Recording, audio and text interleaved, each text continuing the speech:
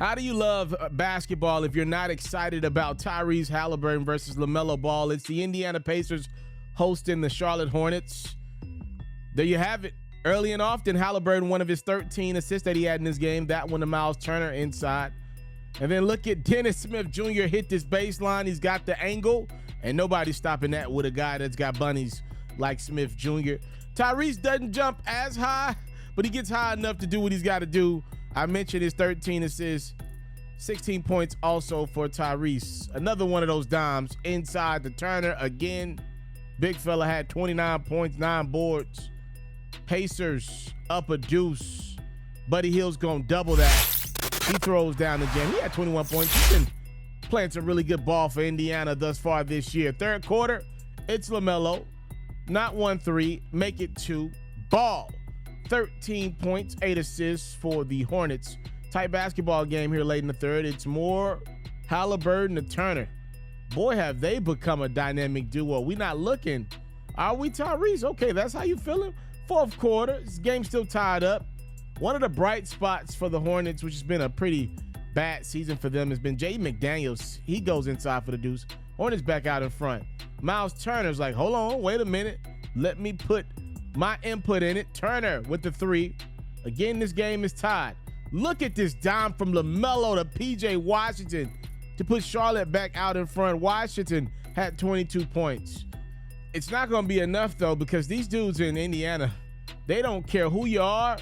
They're demanding their respect right now. Halliburton again inside the Turner, who's all pumped up, and he's got a lot of reasons to be, because he's doing it on not just the offensive end of the court, but check out the block by Miles Turner in the closing seconds on Plumlee.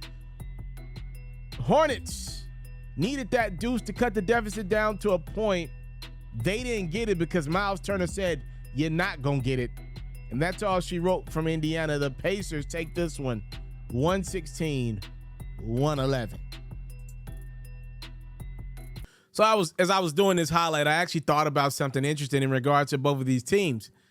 Going into the year, we would have easily thought the Indiana Pacers were trending towards tank mode with a really great Tyrese Halliburton. I like him a lot.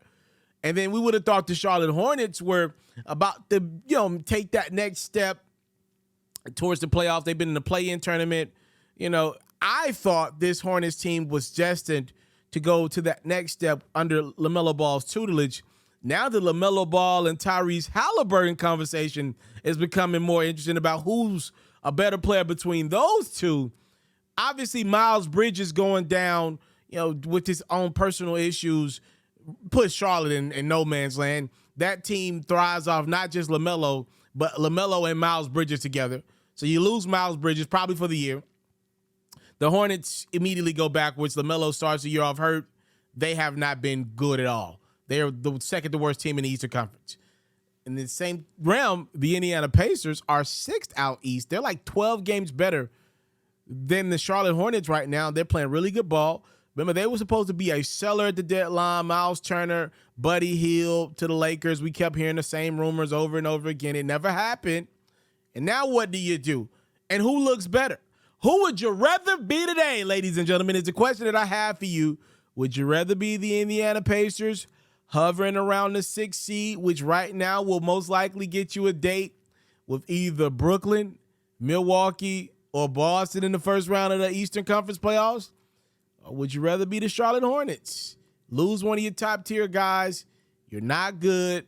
Now you're close to the bottom out East, which will give you probably a top 5 chance at getting the number 1 pick, which will in all likelihood will be Victor Wembanyama. Game so good, say it with me, make you want to smack your mama.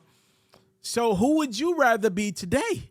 The team that looks pretty good, exceeded expectations, or would you rather be in tank mode for Vic? All right, let me know. I'm just asking you, which franchise would you rather be right now, the Pacers or the Hornets? They pretty much flip-flop from what my thoughts were of these two teams coming into the year before the Miles Bridges thing was announced.